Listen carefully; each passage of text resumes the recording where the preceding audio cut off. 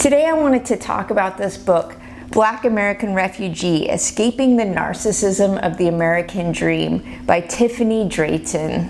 I picked this book to read during my travels through Southeast Asia because I knew that I would be thinking about identity as an Asian American traveling in Asia. So this is a book that is written by someone who was born in Trinidad and Tobago and migrated to the United States at the age of 4. So she was a 1.5 generation immigrant. And so that really provides this kind of background context of understanding her relationship between the motherland, Trinidad and Tobago, the Caribbean, and the United States. And so she's defining this relationship as one based on narcissism and the relationship that one has with these two countries. And so that is something that I've definitely been thinking about as I travel in Asia.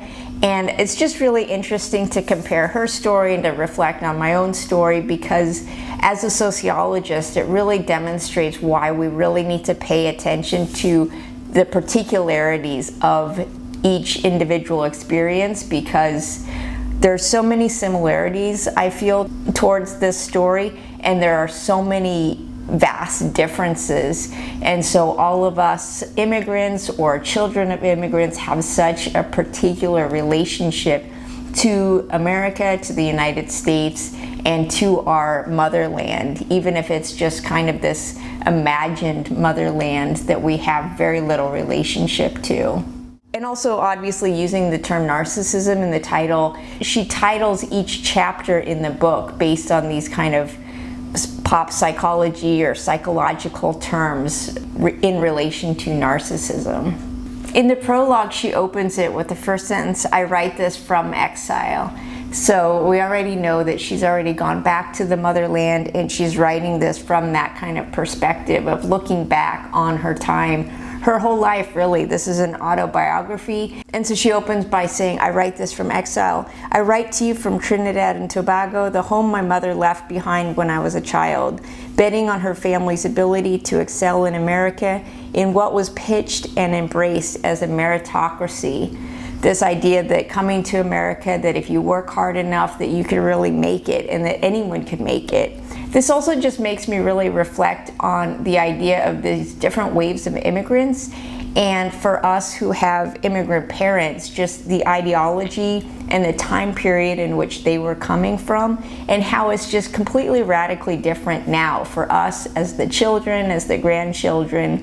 And so things are different, and so maybe America isn't the best target country anymore, and maybe things aren't so bad in these home countries that folks left back in the day.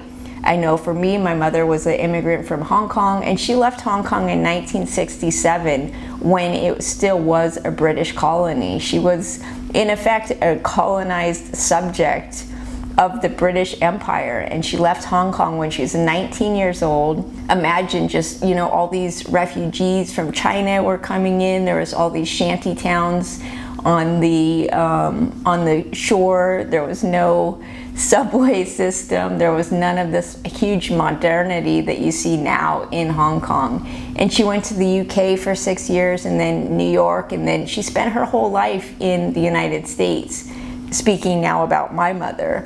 And so just imagine how radically different that context is now compared to this day and age when, she came to the United States thinking this would be a great place for her future family. And indeed, now America is an empire in decline, and China is the one that's actually rising. And so things change, and the target countries also change. And so that's the point of this book in the big picture too, is that America was this kind of dream for these boomer era generation parents, these older parents. But now America is in decline, and we have to make other choices, and maybe coming to America as immigrants isn't the best target country, and maybe staying in America isn't the best decision, especially for people that don't fit into what is comfortably defined as an American, people that are pushed out, people that are questioned about their Americanism. Like she even says on page 1, I was never afforded unconditional validation or acceptance. And she says on page 2, in America, I am a black woman. The position I occupy is diametrically opposite to whiteness and all that invented designation signifies. And this reminds me of the book. I also did a video overview of the history of white people. In Trinidad and Tobago, she's not a black woman, you know, she's just a local, she's just another person on the island. But it's only in coming here that she enters this American caste system, which is not applicable outside of America.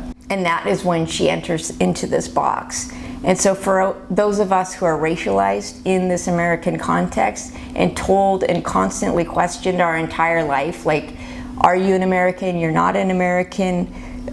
You know, you're not accepted, you're as one of us, then we have to question, like, well, where can I go to be accepted then if it's not in the country that I either migrated to or in the country that I was born into and I'm still questioned, which is, you know, my case. And still in this prologue, she's saying, I left America not only to find freedom, but first and foremost as an instinctive act of self-preservation. Leaving was a decision made based on my human drive to survive. In that act, I found rebirth. Just that we do have the choice, like her mother made a choice to try to advance the position of her family economically and financially. Now the author is talking about just her human drive to survive, but she wants to be a more whole person and feel more comfortable in her environment. And so she says later in the prologue, finally America, the abuser, was unmasked. And in the conclusion of this prologue, she says, only when each individual American is free to achieve self-actualization will we collectively find the strength and muster the resilience to heal racial divisions, inequality, and oppression, and finally make the promise of peace, liberty, and justice for all a reality, which begs the question, America, are you finally ready to grow and heal with me? And that's the other thing, is just America is not ready to accept its mistakes, to accept its realistic history of the country, to apologize for its wrongdoings, to make amends, and to move forward together as a whole, as a unified front, as an American society and community. You see other countries have made their kind of symbolic address of historic wrongdoings. And the one time we have done that is in the address of the Japanese internment. And so there are examples historically of when that has been done, but as we see, like, we don't have museums to past atrocities, and so we haven't really admitted the wrongdoings of our country, and therefore we can't move forward. And as we see in contemporary society, just trying to shut down this erasure of ethnic studies and women's studies types of histories show that we don't want the truth to be told, and so therefore we can't move on as a united front as an American society. We're a fractured, divided society by design. So chapter 1 is called Love Bombing, using this same kind of psychological language around the concept of narcissism. And she opens this chapter as a 4-year-old child. She's flying into the United States. She's on the plane as a 4-year-old with her brother Stefan, flying into New York City and looking out from the airplane window at the city sparkling below them and thinking that the lights are on just for them. And she mentions these landmarks, Lady Liberty. And she talks about how her mother had left the West Indies in order to find a job and to try to make some more money for herself and her 2 children. She was a single mother, so she left her children back in Trinidad and Tobago with her mother, so they're being taken care of by their grandmother. And the mom moved to Brooklyn and became a live-in nanny. And so this really kind of insulted her personal dignity, the types of work that she was doing. She was supposed to be a nanny, but she ends up being more of a house cleaner. And she moves her way up into working in a bank. And she's still able to send remittances home for the care of her children and her mother's support. And so it's just a very typical kind of immigrant story, talking about leaving your children behind in order to take care of other people's children for money. So you're raising these white children for money while your own children are separated from their mother, and the concept of sending home remittances and just this kind of squeeze that the immigrant really has to endure. And throughout the book, she's talking about her mother working so hard in the background. Her mother's working, works her way up and gets better and better jobs throughout the book, but she's constantly working. She's working overtime, she's working 2 jobs, and so she's really absent in the household, and so the 2 children are really kind of raising themselves.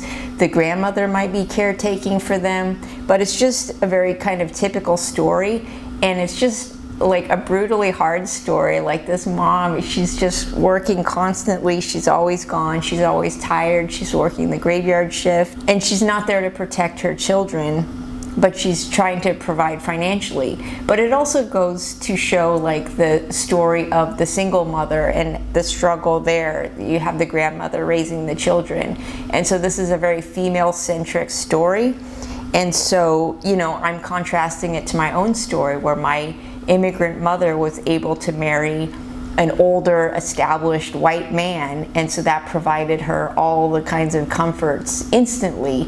And so, of course, for me, being born into a family like that and being raised like that, I was provided all of these comforts that is denied to a family like this. And also, of course, for my family, my mother marrying a white man puts me in a different kind of racial box in America that's not in opposition to whiteness, as she mentioned in the prologue, because I, for example, am half white, and my half whiteness comes from this older, established white male professor, and so that gives me a lot more status in society, even though I'm still a racialized person in America, and therefore, not good enough, not white enough.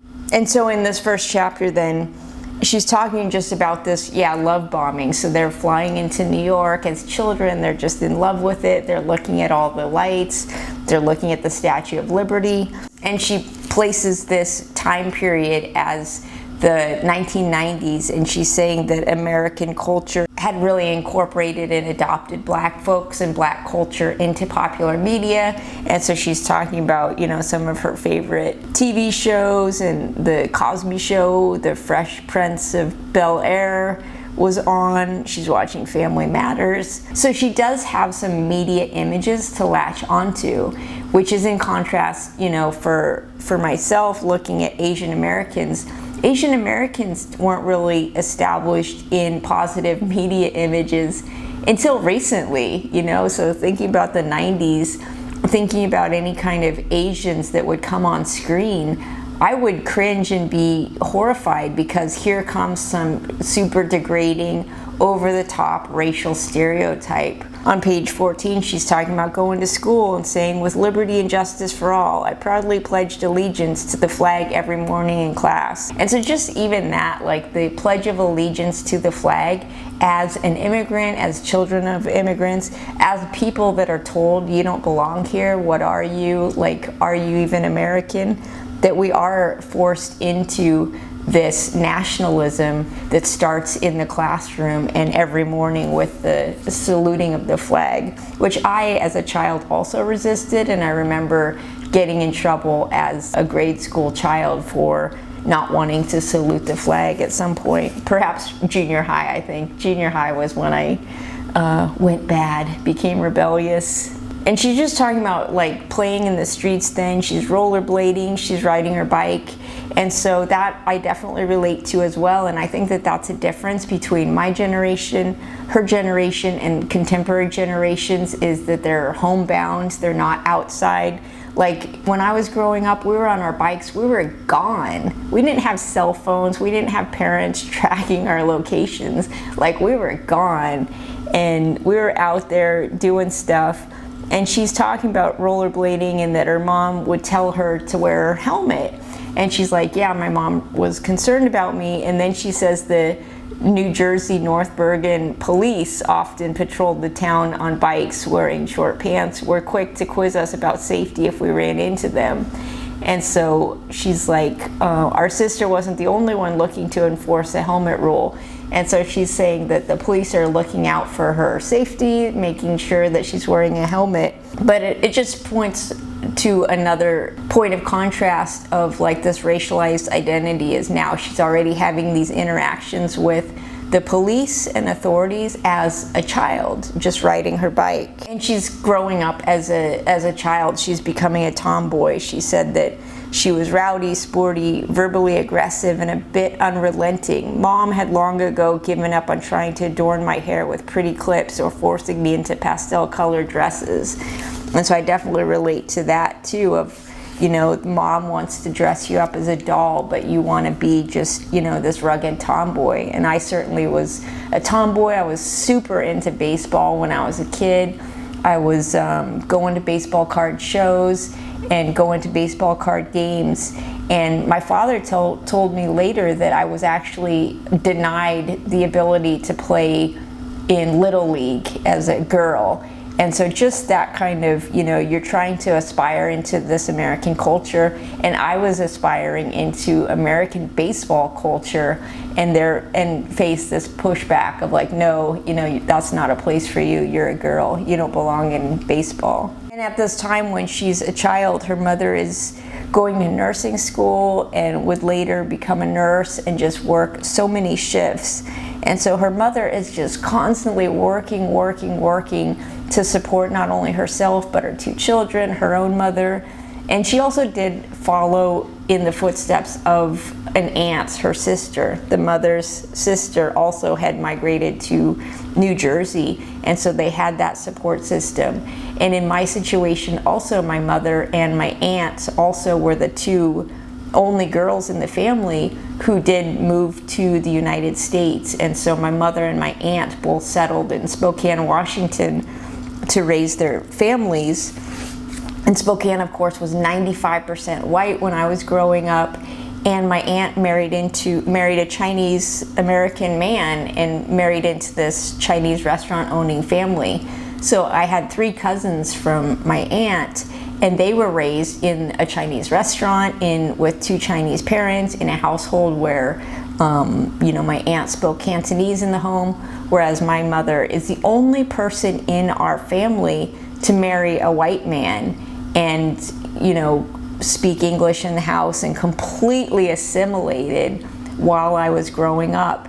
And when I was 16, my mother actually moved in with her Hong Kong friend, Rita, and lived a Chinese lifestyle. So right after she was done raising me, she went back to living this Chinese lifestyle. And when I would visit her, they'd be speaking Cantonese, which I didn't understand. And so it's just like, you know, for my upbringing in particular, I was extremely whitewashed and raised in this white kind of culture, similar to how a lot of Asian adoptees talk about being raised in a white household. Just those differences and particularities.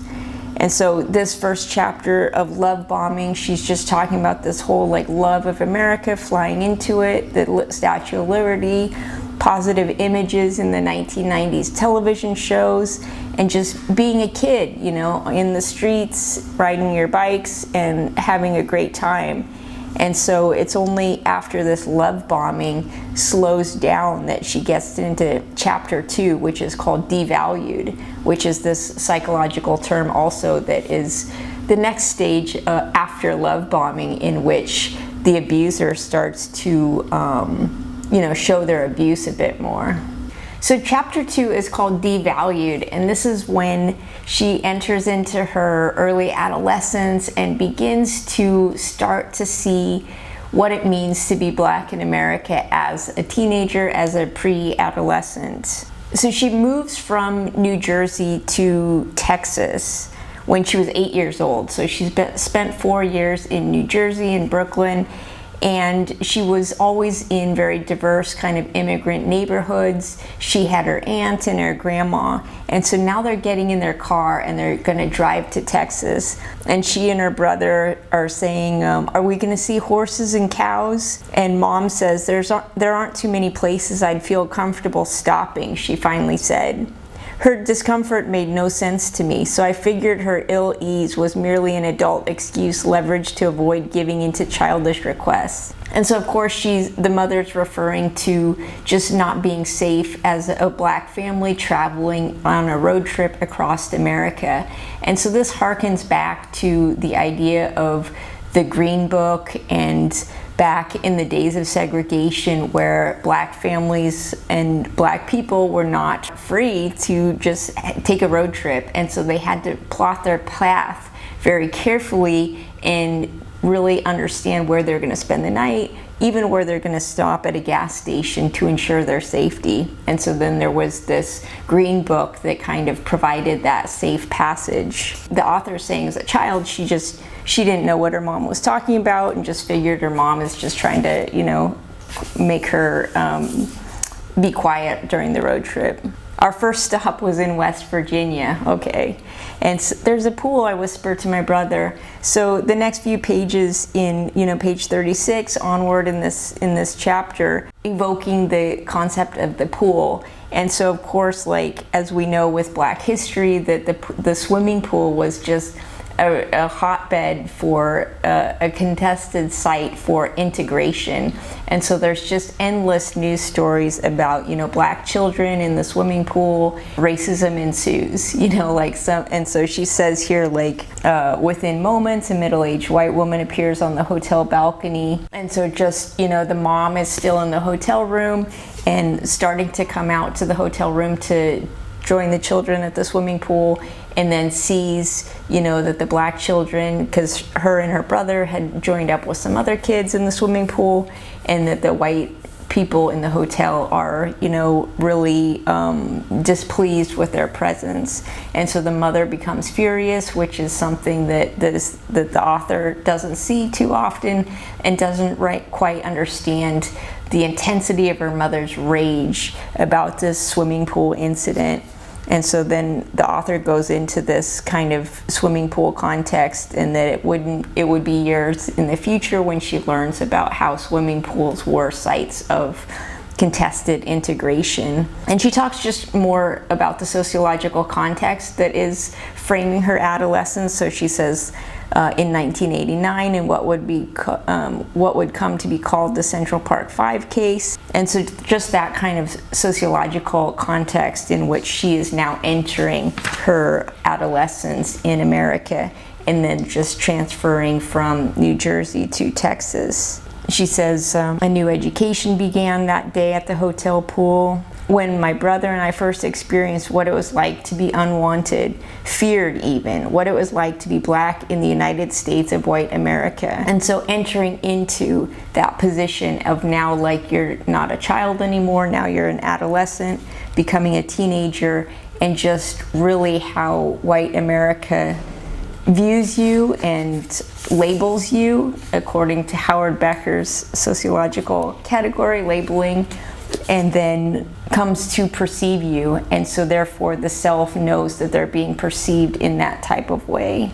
And of course, I'm a sociology professor. Usually I only read sociology books, sometimes history books. And so this autobiography is the closest to kind of, fiction or pleasure reading, easy reading I can get to. And so I really appreciate that the author is providing this kind of sociological context to her coming of age in America story. And she's now moving to Texas. School in Houston was nothing like what I was accustomed to. She's entering school in Texas and talking about conflicts with the history teacher. She does a report on Pocahontas, was a child like us when she was kidnapped by European colonialists, I began. It didn't take long for my teacher, a plump, middle-aged white woman, hurried me back to my seat. You are supposed to use the library resources, the teacher chastised, as she explained why I would have to redo my project. And so she's entering into the American educational system, which wants to whitewash all of this history and just clamp down on any kind of other types of narratives. And she says later, as I became more immersed in Black history lessons, the pain of watching Black bodies shackled, beaten, whipped, hung from trees like strange fruit was initially traumatizing and paralyzing. And so now she starts to learn about this kind of Black history that's not being represented in her schools. And her mother also talks about, how Egypt, for example, is kind of used by white historians to extract it from its context of being in Africa. So in this chapter, she's an adolescent and starting to have some conflicts with the history teacher in school and starting to learn about Black history. And this I relate to as well because I started getting really into feminism and reading feminist books when I was about 13 years old. And so just really educating myself about my own history and things that really mattered to me outside of the school system. And I was really critical myself of the education I was receiving in public school. And I really just wanted to see the world. I had started traveling with my parents. They had taken me to Mexico and Europe. And so I saw that there's a whole world out there and I really wanted to be educated about it. But I was really disappointed at the level of, my education in growing up in Spokane, Washington. And especially for us that are, told that we don't belong here, it's like you're probably more motivated to kind of search for where do I belong then? What is the story of other people in the world if I'm not going to be included in this curriculum in public school? So public school curriculum is just can be really alienating, especially for people who are told that you don't belong to the society. Also later in this chapter on page 50, she talked about how her mother, she says, she had aspirations for us, which she had acquired through her years of education at convent, a school the richer and whiter children in Trinidad attended. And I really related to that as well, because my mother grew up in Hong Kong and she went to an Italian convent school, and that was just a huge shaper of her experience there. She went to this convent school, her siblings did not go to this school, and she felt like it was a superior education, but it's also just the place where she became really colonized, and that's where she got her Western name, Margaret, for example. And so I relate to, her mom is going to this good school in Trinidad, but it's also a place for the continuation of colonialization through the educational system. And so she was saying that, her mom wanted her to practice the violin, and that she did that for a while, but then gave that up to go into band instead. And it was at this point in her development when 9/11 happened. She didn't quite understand what was happening. It was, in the news and affected her school day. But it was only later that the impact really came to her. And so, for example, she talked about how her family member took the Trinidad flag off of the car. And so all the immigrant communities really wanted to put up American flags and blend in and be united during that time period. And me, myself, I was during 9/11 living in New York City and living in Chinatown, and I was astounded that the day after 9/11, Chinatown was covered with American flags. Where did these flags come from? How did they happen to have them? So just that whole, during that terrorist attack on the United States, that these immigrant communities did feel compelled to show that they were American. And there was a chilling passage here where her mother says, my friend Pamela, who I used to travel with to work every morning, was in one of the trains that got rerouted back to Newark when the first plane crashed into the towers, Mom later revealed.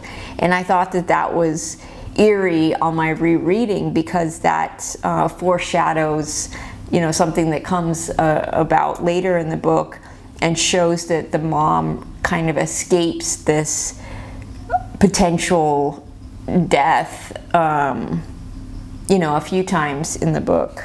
Yeah, because they're talking about how American fired back at whomever they perceived to be Muslim or immigrants by hurling xenophobic, hate-filled language or even threatening violence. Take that down, Mom ordered when we rolled into a gas station and strangers peered into our vehicle. Nikki quickly untied a bright red, black, and white Trinidad and Tobago flag that she had affixed to our rearview mirror to remind us of our homeland. During that time, no one wanted to be perceived as unpatriotic or un-American. She's 12 years old at this time, and so she's going through puberty, and her friends, basically her girlfriends in school, are starting to become either sexually active or just sexually aware, and so this is affecting her. And she's also going through puberty, so grown men are starting to sexually harass her, and so she starts to develop as a woman. And unfortunately, that often means for many of us that you become the target of sexual harassment. And so her mother is gone again, you know, working. And she said, we'd come home and I'd spend my time loading free AOL dial-up trials. So she's, you know, logging on to the internet through the dial-up service and playing video games. And through that practice, she said she was playing video games, and she chose a icon that was a brown girl. And so because of that, she started to receive racist and sexist harassment online. And someone called her a racial slur, and it was kind of the first time that that really happened to her. And she was telling her family member about that, who affirmed that that's, you know, a common experience. And so just that, you know, when you're 12, 13, 14, when girls are coming of age, going through puberty, and especially presenting yourself online, this is when you start to experience this kind of sexual harassment, not even just from pure boys that are your age, but from grown men who start to sexually harass and perceive you. And especially with the context of online, because I definitely remember I was online for the first time, you know, the internet came about when I was 16 years old. And so just the online sexual harassment is part of coming of age as a woman.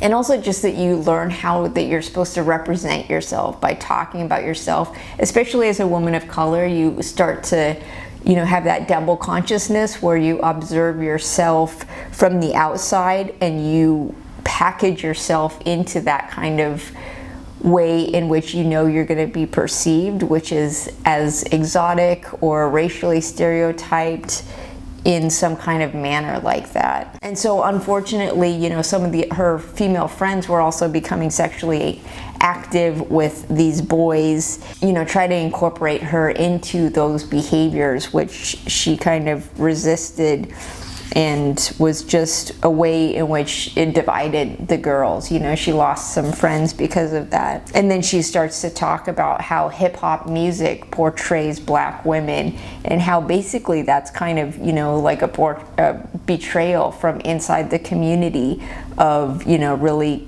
packaging black women especially like this, and participating in that kind of sexist stereotyping of women, and how that has real effects on real people. And how white America loves the gangster rap because it reinforces these stereotypes that serves them, basically. And she's also saying that's when I had my first run-in with the law, that she was basically avoiding school. She's also being like harassed and beat up at school, and she couldn't tell her mom that because she didn't want her mom to worry. And so she hid that, but she also started skipping school. And so both her and a family member got charged with truancy, having problems at school that makes you not want to go to school, and then having that have a real negative repercussion for yourself. And I definitely experienced that too. Like, I hated school so much in junior high that I really withdrew. Never went to the cafeteria for lunchroom. Never, you know, I was hiding out in the library. The librarians loved me, but I did end up, you know, getting into trouble a lot at that age. And she mentioned how her mother was raised Catholic, and my mother, like I mentioned, also was raised, you know, both of our mothers went to these convent schools. And so just the ways in which that Catholicism and religion is internalized and used, and this is really a force of colonialization, especially for her particular community, and, you know, my mother coming from this British colony. And so just this issue of truancy, and then she concludes the chapter by saying how her brother talked about wanting to go to this Ivy League school, and that the teacher told him he would never get into the prestigious university. That standoff led to a verbal altercation that ended with him in the principal's office. And the teacher says, "You would get into Harvard, but because of affirmative action that would steal my son's place and give it to him. Your racism cannot stand in his way because his path has already been decided for him," Mom responded plainly before leaving the room. And at the end of this chapter it says, "It wasn't easy for my mom to decide to leave Texas. Mom had to choose between the practical fact of a job that provided the income her family deserved and the more existential problem of the safety and emotional well-being of her children." And so they do end up leaving Houston in the end of chapter 2. Chapter 3 is called Discarded.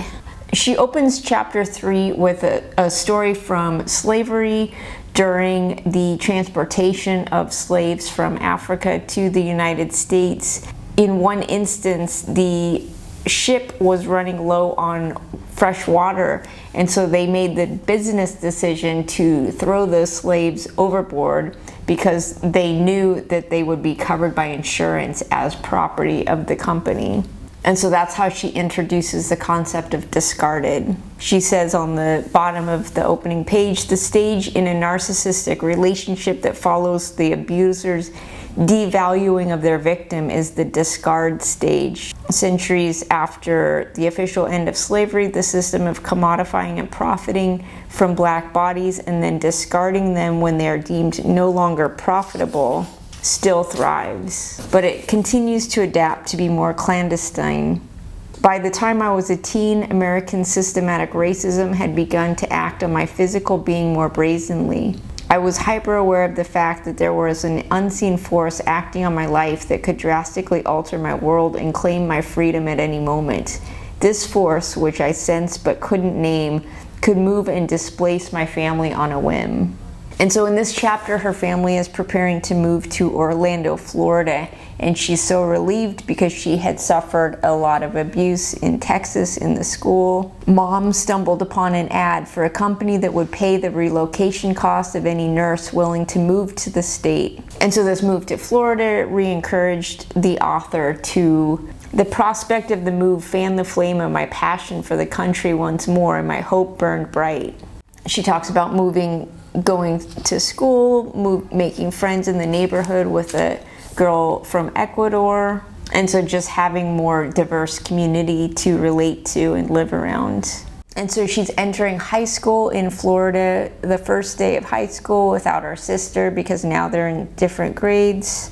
And she's making some friends with other girls who are Latina or Black. One of her new friends' parents had been caught up in the drug war, and so she's starting to realize that the drug war has imprisoned so many Black people in the United States, and that this is starting to affect people that she knows and goes to school with.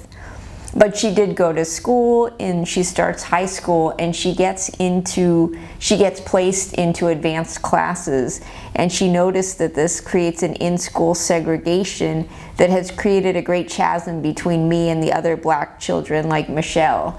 And she noticed because she's put in these advanced classes that she's not getting the experience that other Black kids get in her school.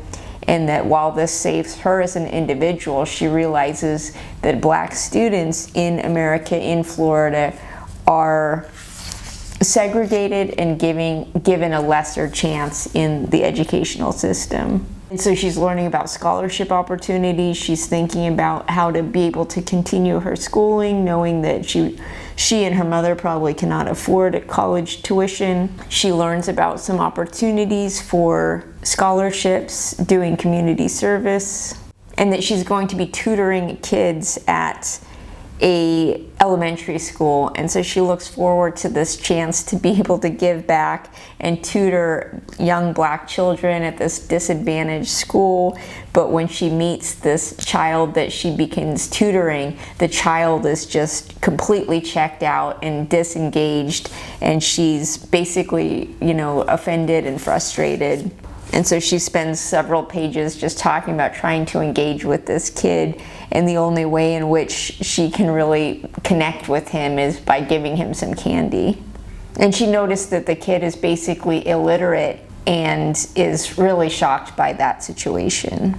And she's also starting to participate in some school sports teams, and she's noticing the discrepancy between her school, other schools, white schools, private schools, and also just the different sports that she starts to engage with. She's starting to play tennis, and so she notices that there's a big difference between the sports that black students play, white students play, and also just between the different class of schools. She says, I was black but in transition in the direction of whiteness. Through these extracurricular activities, through her placement in higher level classes, she's taking up the opportunities that she can achieve and get to, but she's noticing that that starts to really create a division between her position and the position of just the general black students in her high school. And so Discarded is basically talking about how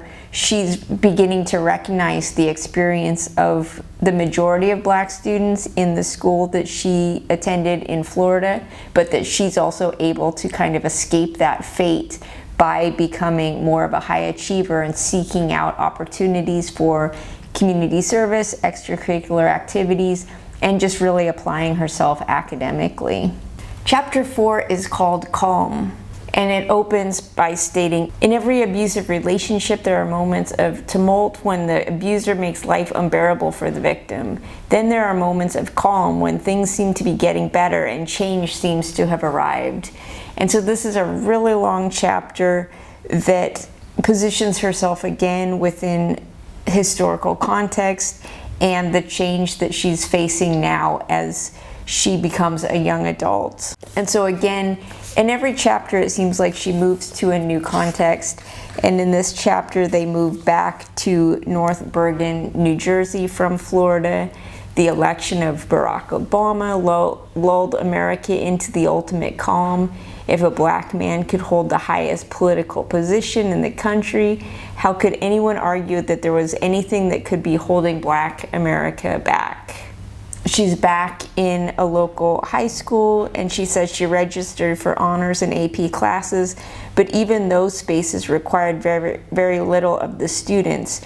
Without any rich white students for whom a higher standard and expectation could be set, the classroom became a boat that would no longer rise with the tide of privilege. And she's entering her junior year of high school, and she has a Filipino math teacher that one day for Halloween dressed as Cinderella and really was fabulous that day.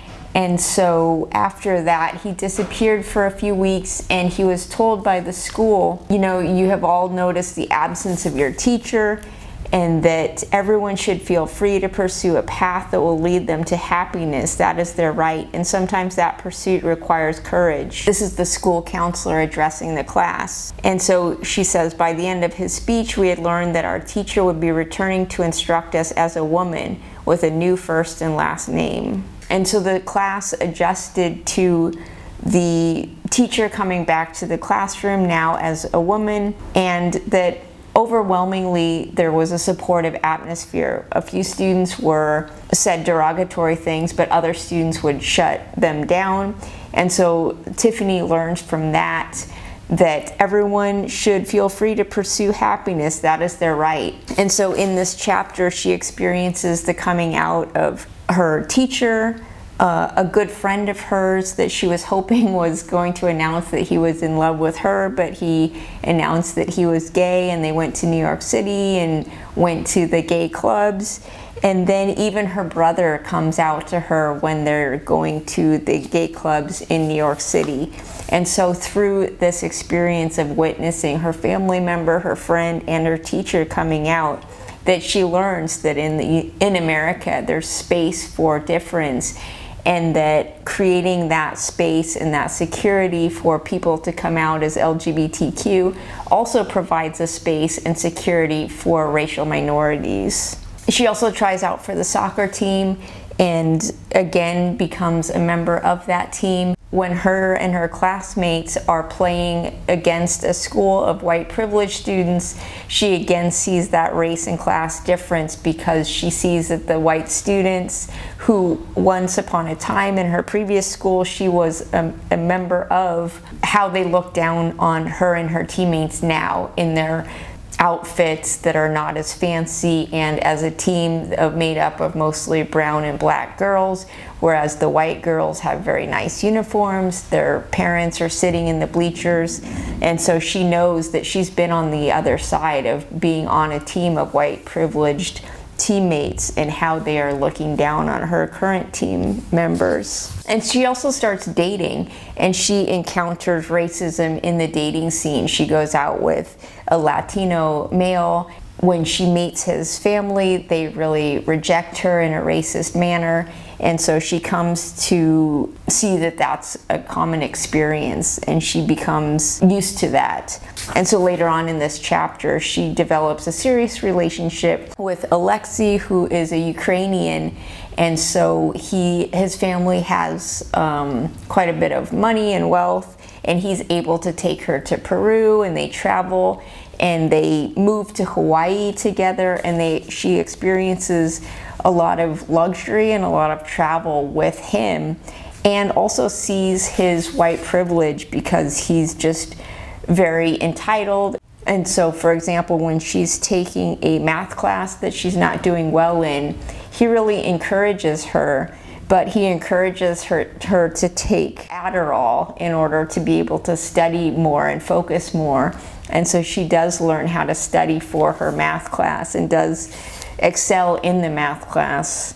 But it comes at this price of being accepted by Alexei, and he takes her into his white privileged world. And so she gets the benefit of that. She gets to travel to Peru. They even move to Hawaii in this chapter, where he's paying for their experience there. But when she meets his parents, they completely reject her, and Alexei is completely offended and shocked by his parents' racism towards her, but she's come to expect that by previously dating Latino men. She says, "My pursuit of white adjacency was fueled by the desire to comfortably exist in America, but the realization that it would come at the expense of my cultural identity forced me to reconsider my position. I loved my blackness and my culture." And so she is able to experience this privilege of being by his side and having him foot the bill, but she has to sacrifice her own culture, and he also denies her experiences that are, especially those that are rooted in racism. At one point, she finally goes back to Trinidad, and she hasn't been there since she was a child and she'd left. And so it was on this trip of returning to her homeland and experiencing carnival and really fitting in that she says she started to develop her connection to her black womanhood. That in the United States, she was afraid of being seen, but in Trinidad, she was fully embraced. She says, "That carnival marked the beginning of my journey into my black womanhood, a womanhood that was not ruled by American respectability or decency." And so this trip to Trinidad reinvigorated her connection to blackness. And so when she returns to the United States, she goes to a fancy restaurant in New York City with Alexei and moves to Hawaii with him. And she sees the disconnect between her experience in Trinidad and her experience of what she has to sacrifice to be next to Alexei. And even in Hawaii, it's a different kind of racial context, and so she's seen in a different way, but she's relating to different people. She's relating to the locals, but she's also working as a salesperson in an elite retail store. And so the white tourists that encounter her want her to be this exotic person. And so, for example, she says one of the tourists asked where she's from, and she says New Jersey, and the woman's like, "No, where are you from?" And she says, Trinidad, I responded, unsure what type of answer she was seeking. She says, I was working on commission and would be entitled to a percentage. White tourist fascination and preoccupation with my appearance had its benefits. So she had to play into this exotification of herself in order to make that commission. And so, of course, like as a mixed race person, as a racially ambiguous person, of course, we're used to that question, where are you from? And so now she's receiving that question, and it's meaning to contextualize her in this exotic way. She's not Hawaiian, but she's from Trinidad. And it's at this point where she and her boyfriend have a falling out because he's become quite the drunk, and she sees that he really does kind of fetishize Black women through the pornography that she finds, and so she does make the decision to leave him. And she stays in Hawaii for a while, but does end up returning to the mainland. She does end up going to Trinidad and Tobago in order to recover from this breakup. And so this relationship is the center of this chapter too, providing this calm and showing her the kind of sacrifices that she has to make in order to be white adjacent, and what she has to sacrifice of her culture. And she concludes the chapter by returning then to Trinidad and Tobago and to immerse herself back into that motherland. And this is the time when she's college age, and so she's becoming a young adult now, and she's returning to the homeland to kind of see where she really belongs. And now she has more freedom to live apart from her mother and her brother, and so to find a place for herself. Chapter 5 is called Moving the Goalposts and Gaslighting.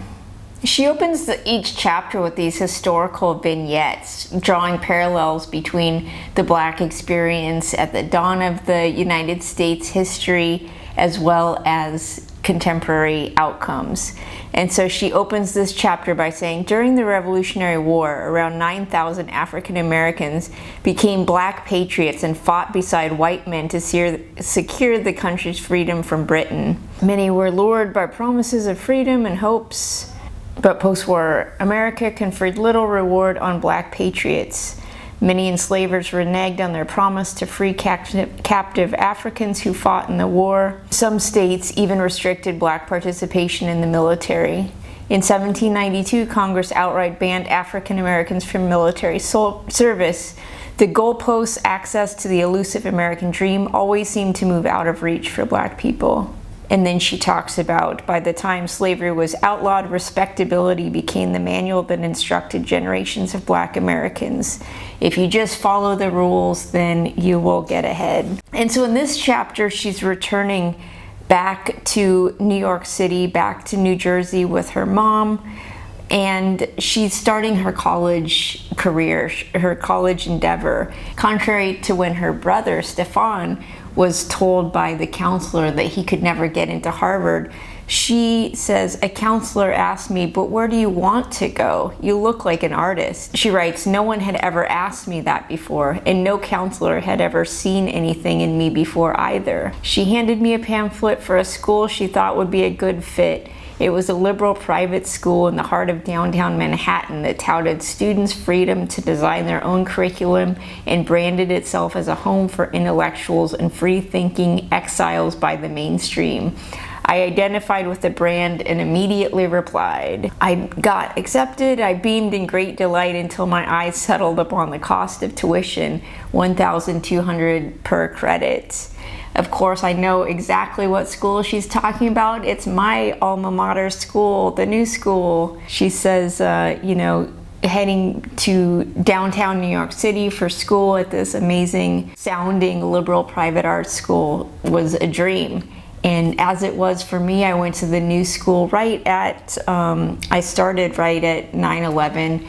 And so I was there for my master's, and that's where I earned my PhD. And she says, I identified with the brand and immediately replied, I so loved the New School's brand, but the actual reality of the experience was less than the marketing image that was constructed. And then she goes into, student loan debt. And so she's still talking to her ex-boyfriend, Alexei, and he says, don't even worry about it. I'm sure you'll get a scholarship or something. Because meanwhile, he's going to graduate school in Berkeley and his parents are just paying for it.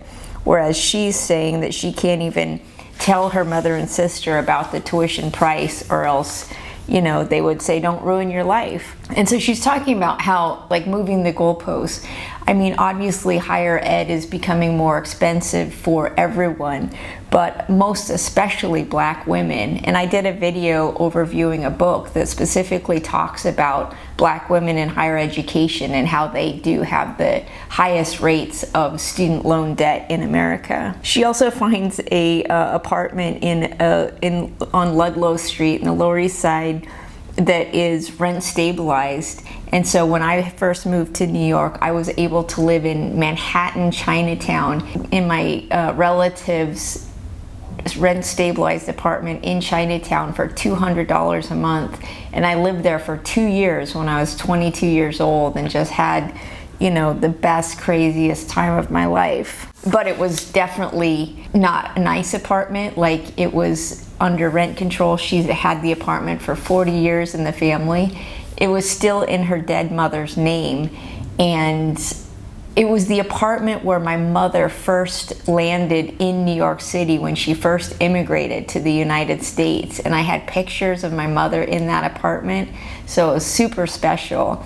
And it was the first time I lived in Chinatown, so I really was able to immerse myself and connect with my Chinese heritage and celebrate Chinese New Year for the first time ever.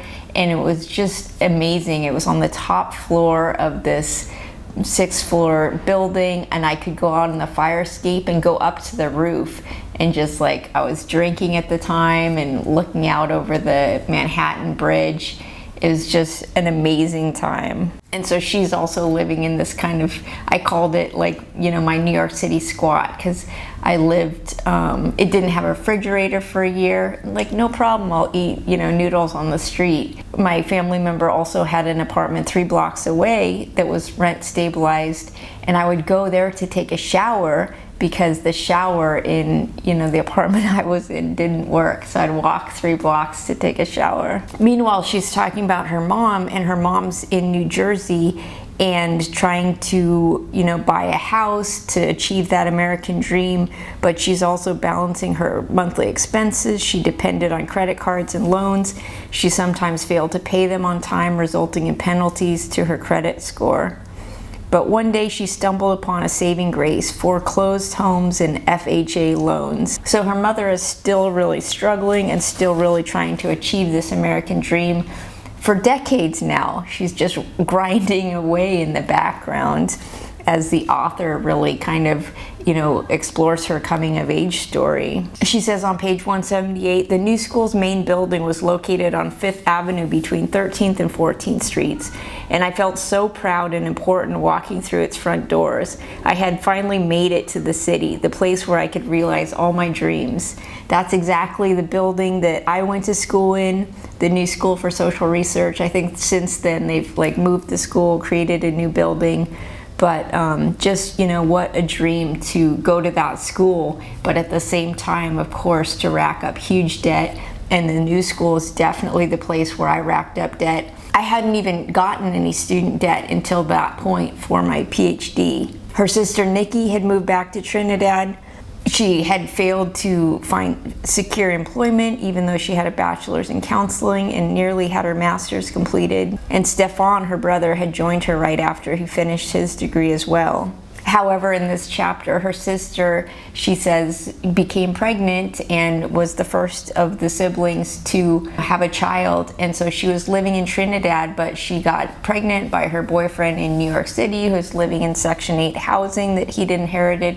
So she moves back to New York to be a family unit in hopes that they can all move back to Trinidad one day in the future. But meanwhile, the author is, she says, going to school. She says, I turned in my papers early and spent hours reading and studying in the library. And I love that. Like, that is totally me. I turned in every single one of my papers as a graduate student and undergraduate early. And I've never seen anyone reference that. And me, myself, being a professor, no one does that. And in addition to turning her papers in early, she says, I got drunk every evening to help my racing mind find peace so I could fall asleep at night. And that's exactly what I was doing too. I was working, studying, turning my papers in early, but at the same time, drinking. She says one class changed that, the economic stratification in the US economy. Professor Derek Hamilton, the first black man I ever had as a teacher, asked us on the first day, why do you think we see all these disparities between white and black outcomes in America? He then proceeded to distribute a class syllabus that would change my life and finally force me to confront my own role in Americans' hierarchical caste system. And that's similar to my experience too at the new school, because I had a black male professor, Terry Williams, who just totally changed my life on the first day of class. Just the things he talked about, the things that he researched, the things that he did for his PhD dissertation topic. I was just sitting there blown away, like, wow, you can research stuff like that and get a PhD for it.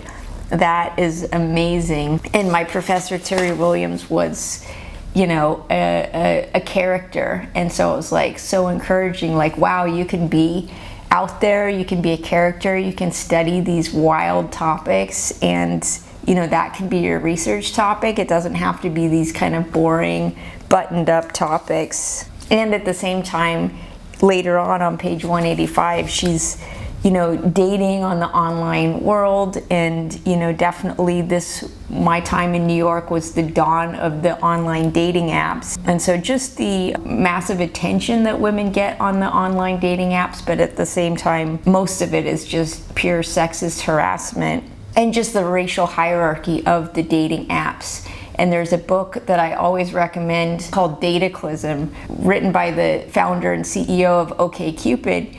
And this book is so amazing because it has all the data from the dating website. So it's not based on interviews where people lie about, their dating practices, but this is the actual data of what people do on the site. And that book definitely demonstrates that, her quote, by then, the notion that white women had free reign over the dating market was a common one. That black women and Asian men are at the bottom of the dating hierarchy as far as the dating apps go. And so just that combination of, she's drinking, she's dating, she's going to the new school, she's studying, she's intellectually stimulated by her professors and her classes, and she's really having her eyes opened. And she's always been studying this Black American history, these alternative narratives to the mainstream discourse in education. And she says, for one of my classes, I interviewed a group of very successful black women in their 40s and 50s. And so the classes I was taking with Terry Williams was about qualitative methods, actually. And I spent so much time interviewing people, activists, radicals, for my dissertation. And so here she is also, starting to really engage in academic methodology and interviewing people. And she says, quote, I quickly realized one trend among them. They had never married and none of them had children. Their careers were their lives, and most seemed rather proud of the fact. I stumbled on a book by Ralph Richard Banks called Is Marriage for White People? User data found that black women were rated as the least desirable in the online dating world. And so just, this comparison of this book is about her own personal narrative, but she weaves together this kind of sociological background of what's happening in the world around her and how that positions her. Even though she's an individual with her own ambitions, she's still constrained by these external factors of the process of labeling, basically. And during her time in school, she says, by then, Occupy Wall Street was in full swing. I rode my scooter for blocks and blocks between Lower Manhattan and Zuccotti Park. I became a social justice warrior. So she's getting involved in this particular social movement while she's at the New School. And when I was at the New School, I wrote my dissertation on the global justice movement of 1999, 2000, 2001, and focused my entire dissertation project on researching the direct action tactic we called jail solidarity at that time. And so I really have a lot of parallels to this chapter especially. She's at the New School, she's getting into Occupy Wall Street, and just the challenges she faces of being dismissed by her white professors or other white intellectuals. She says on page 195, that brand of racism, dismissal, denial, and exclusion at the hands of my white contemporaries had become a part of my everyday life experience. So we saw before in high school, like she's getting used to that kind of dismissal as a black woman when she's dating Latino men and especially white men, but now she's encountering that same experience in academia. She says on page 197, as my debts piled on and I became increasingly aware that obtaining my degree wouldn't necessarily put me any closer to securing the life I dreamed of, I began to regret my decision to go to college. You know, I relate to that because when I got my PhD, I was, had $60,000 in student debt and I could not find a job, even though I applied to dozens and dozens and dozens, probably 50 jobs every year. And I did a video about the academic job market and how terrible it is. And I talk about my experience there too, because once I got my PhD, I was like, what have I done? Have I ruined my life? Not just the student loan debt, but the opportunity cost of all that time sunk into a PhD, which is really just not going to get you a job. She says, I was over $30,000 in debt. Black women hold 2/3 of the nation's student loan debt and were more likely to default. I couldn't even find the money to pay what I owed on my tuition directly to the school, so they decided to withhold my diploma. So she doesn't even get her degree by the end of this chapter. She has completed everything. She just can't come up with the last few $1,000s to get her diploma. She ends the chapter with that concept of gaslighting, which was in the title. It defines that. In an abusive relationship, the abuser uses this form of emotional abuse to manipulate their victims and force them to question their own thoughts, memories, even the events they had experienced. Victims of gaslighting can sometimes begin to question even their own sanity, and just that moving of the goalposts. Like, here you are, you're supposed to get a college degree, that's supposed to be the answer, but it's not, and you're in debt and you still can't get a job, so what now? So that's how chapter 5 ends. Chapter 6 is called Healing, and she opens with another historical vignette. After the War of 1812, thousands of African Americans who served on behalf of the British fled the U.S. Black American soldiers who had been lured to fight for the Brits in exchange for their freedom boarded boats destined for English-ruled territories throughout the Caribbean when the British lost the war. By 1816, many had settled in Trinidad, the southernmost island of the Caribbean and the land of my birth. They became known as Americans, and their legacy of economic prosperity would endure for centuries. Americans were among the tens of thousands of black refugees who escaped the U.S. for freedom, gaining that freedom even after fighting for the losing side in a war. Just that fighting for that side, the benefits can be revoked, and we're seeing that in the United States contemporary politics now. Thinking about, Afghanistan and people that in Afghanistan who supported the United States military are now having that benefit and that promise of being able to come to the United States revoked after, betraying your own country, your own people. And so she's seeing that, this abusive relationship she has with the United States. She says, my relationship with the United States of America was the most tumultuous relationship I ever had. And it ended with the heartbreaking realization that a country I loved and believed in did not love me back. For a long time, I survived by holding myself together with the labels I'd accumulated over the years. I plastered each one on my body with super glue, as if the labels could assert to me that I was someone. And she said, before that, for the 2 years I spent at the new school in the city, I felt exhausted. My decision to leave America was born of the same tradition of trying to break free, to go chart my own future, to heal from my abusive relationship with America, and to finally find my voice as a Black woman to speak about my trauma. So now, after her higher ed experience, she's going to go back to Trinidad, at the place that she's accepted. She doesn't have to prove herself. She's not put in these boxes. And I like that she's talking about these accumulation of labels, because I definitely relate to that as well. I wrote my master's thesis about biracial, bisexual identities. I made a video about that research project as well. But I remember making a drawing covering myself with these kinds of labels. And so that's what the America does to you, is like it labels you, and you in turn internalize these labels and adopt them as your identity. And in effect, then labeling reduces you to this label, when you are so much more than that. And these are not even the labels that you would describe yourself as a person and your humanity, but it's just the labels that are provided to you by America.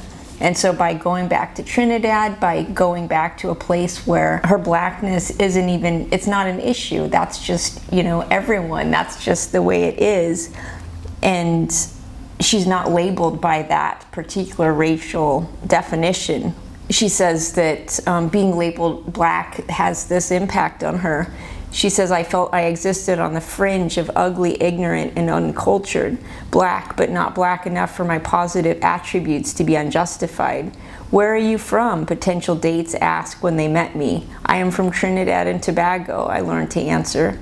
Oh, that's why you are so beautiful and exotic. I knew you couldn't be all Black. And so she's talking about going back to the motherland as this place where these labels are not applied, especially in this derogatory way, and where she is affirmed, basically. She says, Trinidad welcomed me back with open arms. On my first few days back in my homeland, I lay in bed in the early morning with tears in my eyes as I listened to the birds singing their melodic tunes. I journeyed outside to find an entire nation of Black people living beautiful daily lives, unrestricted by the stifling confines of whiteness, and I was in awe. She gets on the bus in the morning and she calls out morning to all the passengers, and that she's included within the community there in a way that she was never included in the United States, no matter how hard she tried. But she meets a guy, Justin. And so here she is on the verge. She just entered her freedom going back to Trinidad, and she meets a guy. And he's a Black guy, but he was raised in Ohio with family that are very established in the church, and they're Republicans and conservative. And he's also a writer like her. She's trying to basically be able to support herself through writing so that she doesn't have to go to the United States to work, but that she could write and she could travel. And he's also a writer, and so she's trying to get him to agree that they could be writers and travelers, you know, digital nomads, which is one of my research topics. And she really wants to live in Trinidad. She says Trinidad offered a life we could never attain in America, a nice affordable apartment with a mountain view and a safe neighborhood, a life free of racism and the white gaze. And Justin, she says, was a gifted thinker and writer, and he is someone with a lot of abilities academically, but doesn't have the drive that she does. And so ultimately, you know, he lives in the United States, and she's trying to hope that they could have this kind of traveling lifestyle together. And she brings him to Trinidad, but, you know, we'll see where that goes. And so this was a really short chapter, but it's like she's on the verge of going back to the motherland that could offer her freedom, freedom from racism, freedom from these white labeling boxes and this kind of lifestyle. But, you know, she meets a guy that's going to alter her path. Chapter 7 is called Hoovered, and it opens by stating, how many unkept promises has America made to Black people to keep us invested in the American dream? In our relationship with a country that has proven itself over generations to be committed to our devaluation and destruction, to reel us back in after dealing us constant blows and abuse. The white lies began with the unrealized promise of emancipation and oath of equality for all. It was perpetuated by the diversity programs and initiatives, invitations to integrate white spaces. I cannot fault Black America for failing prey to the promises of the rest of America. I did too. And so she's with this boyfriend, Justin, and he wants to go back to the United States, and she had just, left the United States. She does go back with him to check out a potential job in Baltimore, and she's saying again, we just need to save enough money to get back to Trinidad. And in Baltimore, she sees that this job is not for her, and this is also a time period of just a lot of Black people being killed by police, these stories in the media, and so this is really kind of dramatizes the racial tensions in the United States and provides the background for her return to the United States. And she's talking about gun violence, and she incidentally wrote a different book for young Americans about gun violence, so this is definitely something that she's really seen and experienced a lot and is really concerned about. And so she mentions just the various police murders that are happening over this kind of time period, the rise of the Black Lives Movement. She says Justin had graduated from Ohio State but had never found stable employment, and I was beginning to realize that it was unlikely that that would change. Things I already knew about American life. There is little room for Black people to truly be happy or free here. So now they're really struggling. Her bank account's almost empty. And we had decided to visit his brothers in China where they were studying Mandarin. And so they go to China, they go to Asia, they end up in Southeast Asia, and they spend months there. And she realizes that she can live in Thailand as a freelance writer. And like I mentioned, one of my research topics is on digital nomads. And I'm especially interested in digital nomads who are people of color who are traveling and just end up having an experience, especially like this experience, where you experience more freedom outside of America than inside of America. And that can be true, especially for Black folks. And so now she's seeing a different way of life. Throughout this book, she's really traveled all over the United States, got a lot of different perspectives on the full country and what it has to offer, or the different kinds of restrictions that are applied in the various states in the United States. But here in Asia, she's getting a different perspective. She's treated better and she's able to live better because her American dollars go so much further in Thailand. But she says here on page 227, by the end of our tour, the implications of my tourism in the region were laid bare. Armed with the US dollar, I was the beneficiary of white colonialism, imperialism, and war. The cloud of that realization followed me for the duration of our time in Southeast Asia. The commodification of Asian female bodies in red light districts. The ubiquity of young people in the city's park who spoke perfect English looked more like colonialism than higher education. And so she's understanding that even as an American, the power that she has relies on the US dollar and what that entails, the whole history behind the relationship between the United States, the US dollar, and these various countries. And the English language is this colonialist language, and that's one of my critiques of digital nomadism that I write about.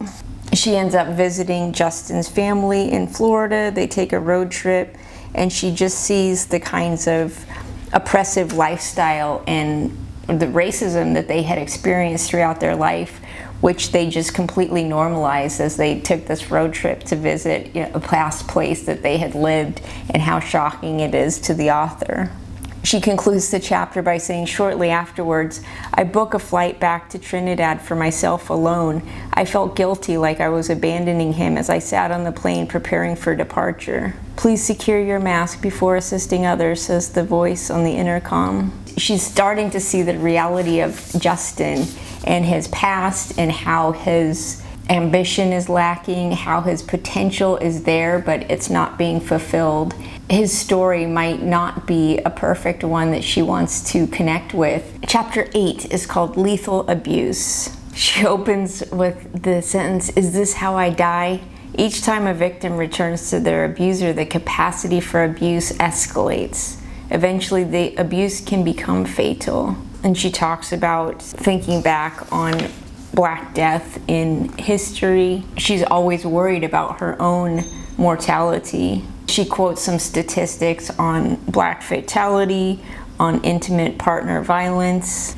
So in the last chapter, when she did leave Justin, she did break up with Justin. And so now she was just going back to Jersey City to help her mom come back to Trinidad. And so, you know, they're on the verge of, like, now she's coming back to get her mother out of the United States where she's been grinding and grinding. And she herself is planning to move to Trinidad. She did break up with Justin in the last chapter. She knew that their story would not progress further. And so she's just there visiting to get her mom packed.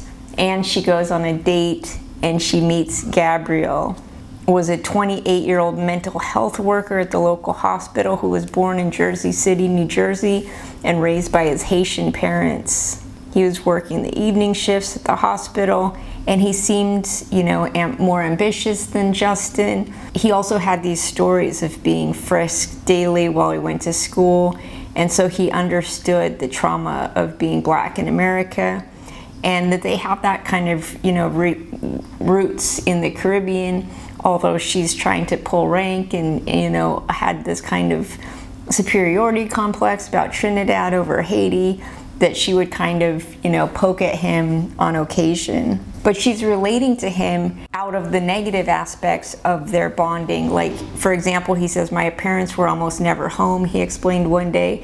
"They were always busy working at the church or trying to help my family from Haiti." She's relating like, oh, we have these kinds of similar backgrounds, but these are not, you know, the positive aspects to bond on. And this is also when Trump comes into office. So Trump is in the background of, you know, this kind of push of trying to get her out of the United States. On page 242, he says, "God sent you for me." He says, "I don't think I want to share you." After she said, "I'm not interested in anything serious," I declared one day. "I was hell-bent on escape, and I feared our time together would become a distraction from my goal of getting back to Trinidad as quickly as possible." And now with Trump in office, she really feels that push to get out of the United States. But Gabriel is, you know, basically love bombing her and talking about how they were made for each other. But then one day she gets pregnant. On page 247, she says, "I'm pregnant," I told Gabriel one evening at the park while sitting in his car. I eagerly awaited his reply, sure that he'd see this as a positive development. "You trying to trap me?" he fired back. I was devastated and confused. I went home stunned.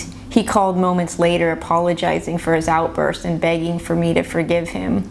As soon as we told his family about the pregnancy, they began to pressure us to get married. So now she was on the verge of getting out, but now she's pregnant from Gabriel, and that kind of foreshadowing of his response that, you know, you trying to trap me. So he had this negative kind of abusive response, but then he backpedaled instantly, and so she should have definitely taken that as a warning. And now his Haitian parents are really pressuring them to get married, so she's really about to get stuck herself. She's the one that's going to get trapped. For two young people buried in student loans, living with their parents and barely eking out a living, the additional burden of figuring out co-payments would be untenable. He's still living with his parents in this basement, so now they're both living between his parents, her parents, and trying to, you know, plan to have this baby. She knows the statistics about Black infant mortality, about Black maternal mortality issues. She's on Medicaid, and she's seeing a doctor who, the first one, just dismissed her, and she fought to get a better doctor, and her blood work had turned up some abnormalities, and so she is having some problems now health-wise with this pregnancy. She warned of preeclampsia, a blood pressure-related disease that claims the lives of thousands of new mothers and their babies annually. And she did have to go to the hospital right away for some early issues. And so they do end up going to Trinidad because he has some paternity leave money and she has a small book project that's bringing in some income. And so they were able to live as a nuclear family in Trinidad with their baby for a while. But he's pulled back to his job. And the job wants him to come back and work in the United States. And so he's pressured to come back to the United States. And of course, in turn, that pressures her. And then on page 259, she finds out she's pregnant with our second child weeks after our return to the United States. So they did both return to the United States. He's working full-time shifts at the hospital.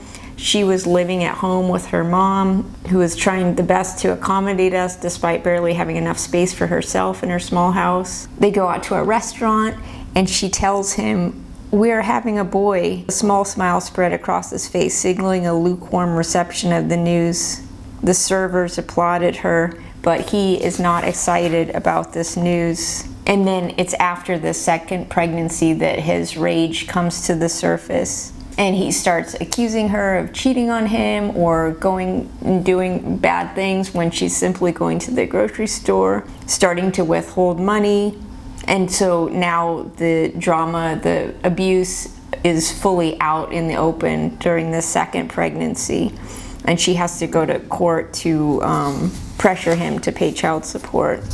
And she realizes that his angry outburst, this idea that they're out of control, that they don't know what they're doing, she says on page 264, he was completely in control the whole time. I was the one who had lost control. I needed to take my life back.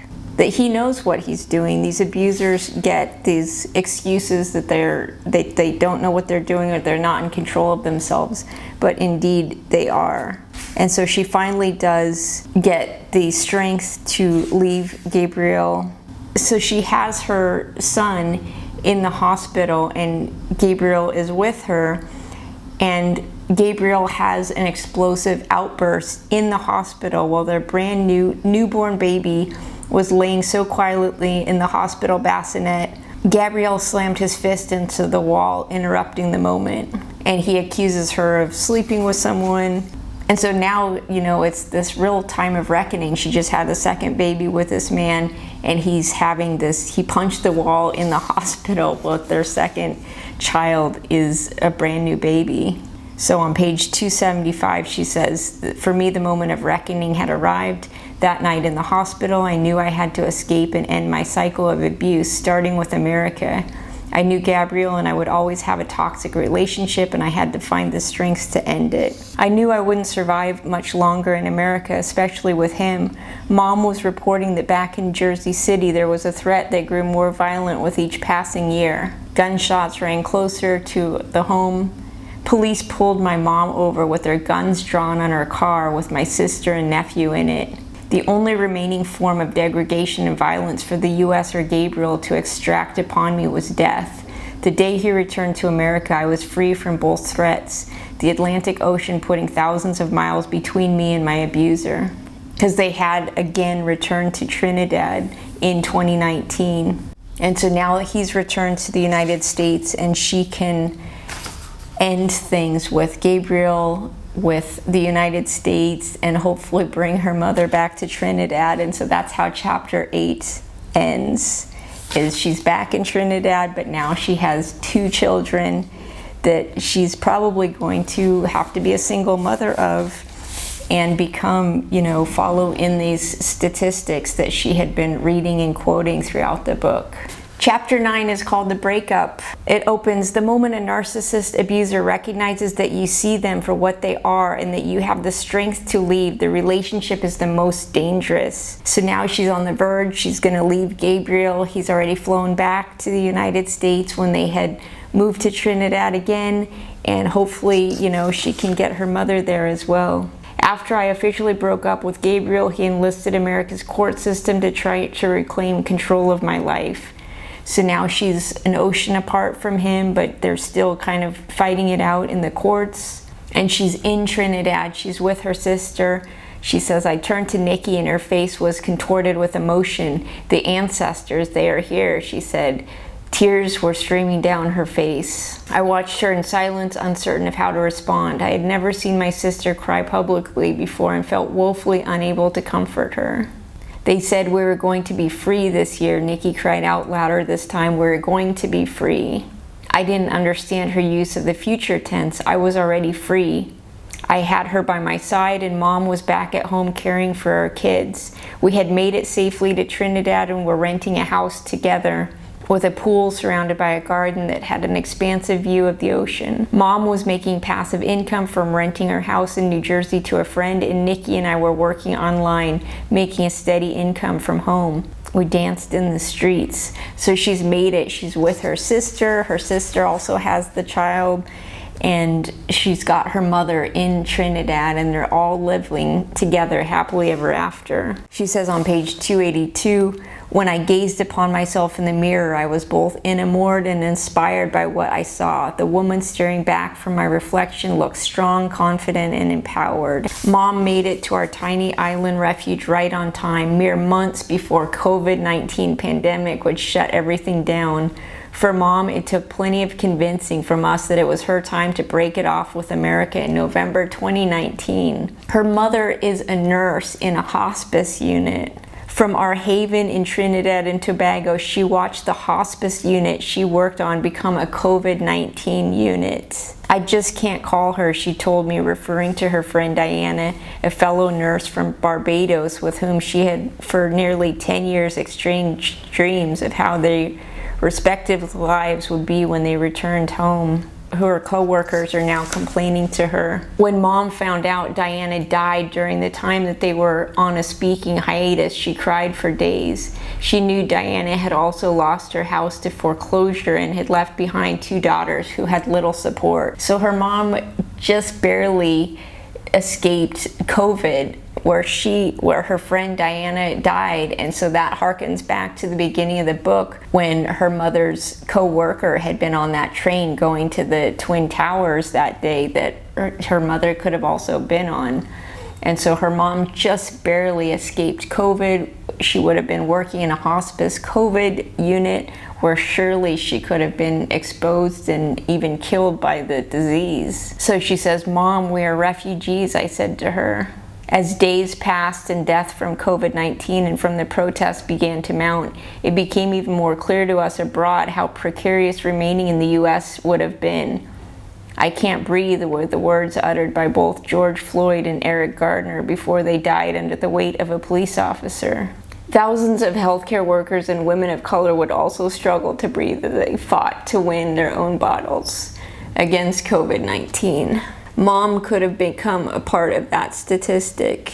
It felt like the universe had sent me a message. I listened to the songs while on the beach, overcome with gratitude and sadness for the sacrifices of those who had come before and died in bondage, with only the dreams and hopes that the next generation could experience true freedom. And so this final chapter is short and just so bittersweet, because she's looking back on the ancestors, on all the Black American history and experience of repression, and still this undying hope that things could get better. And she escapes with her family to Trinidad on the eve when Trump's in office, when COVID comes, when the Black Lives Matter protests and the murder of Black people by the police is happening, and they're able to escape that, but still they're watching it from afar, and they feel the guilt. They left their people behind as well, and people that they know died and suffered. And so the ending of this book is super bittersweet. We're glad that they have escaped, and her innocent children are unaware of what's going on in the world and reflect that kind of innocence and happiness. But just the weight of what they just escaped is heavy in this last chapter. The epilogue is called Reconciliation. Whenever people learn that I decided to leave America, they often ask if I would ever return. As I started my journey to healing, the hardest step was coming to terms with my own participation in the cycle of abuse in both my personal life and in American racial stratification. How had I allowed others to dictate my value or my worth, or even outright degrade me? Why did I accept so many lies and distortions? The path to reconciliation for both victim and abuser converge at a place of growth, understanding, accountability, and making amends. It is the victim's obligation to heal the wounds. And so she's healing, she's recovering from her relationship and experience in America with her abusive relationship with Gabriel, and healing, seeing what that looks like. Can she return to America? Who knows? But now she's got her life in Trinidad. In fact, I owe much of my writing success to a private Facebook group where women writers and editors all coalesced to offer mentorship, guidance, and work opportunities to combat gender and race-based inequalities. So that's where she perhaps got her inspiration or support to write this autobiography book that we're holding in our hands. And she talks about Gabriel, how he had never apologized for his transgressions and refused to financially support our children. Instead, I see him using the family court system as a means of continued abuse, manipulation, and control. My hopes, aspirations for my children, my family, the United States are grounded in the possibility of realizing the most improbable outcomes. For I am the unlikely realized dream of my ancestors, a free, educated, powerful Afro-Caribbean American woman standing in her truth and awarded a platform from which to write and control my own narrative. My life, my journey, my heartbreaks. It's unlikely that the American government will ever publicly take responsibility for systematic racism. And so, yeah, that concludes the book. She was able to escape to Trinidad. She had her scars from her relationship with America, with her life, but she's able to also work remotely, and her sister's working remotely, and even her mother was able to continue to make money from her house back in New Jersey, and so they have that financial opportunity to support them in Trinidad. But who knows what the future is. She has 2 children, but I just really loved this book because she's talking about, her own story and its particularities of being a Caribbean American 1.5 generation immigrant into the United States, her experience there of being constantly put into these boxes and this racial hierarchy, and her own struggle with that, and looking at her own life with the sociological imagination perspective of understanding the larger context, and that kind of, you're living in that river, that pressure of just, if you go with the flow, then this is how things are going to end up. You're going to end up like a statistic. But she's struggling against that. She's trying to be her own individual and achieve her own dreams, yet she does, fall into that stream, that pressure of, just the trauma that's impacted on Black women in America. And so ultimately, though, she tells her mother, we're refugees, we have to leave America now. That place is not the safe place. That American dream that her mother aspired to and just grinded away for decades to achieve some kind of financial stability for her family.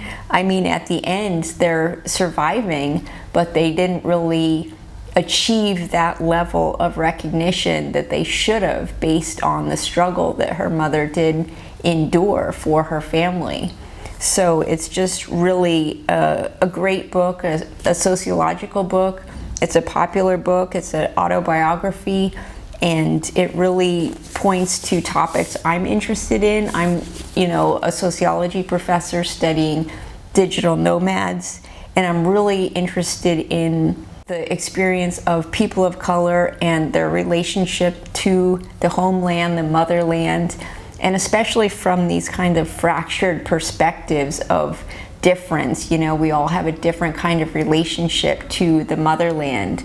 And so I'm currently traveling in Asia right now, and I'm really thinking about what it means to be an Asian American in Asia. What kind of relationship could I have to Asia in the future? in that I don't have a relationship to my mother's homeland, but I want to establish that in the future.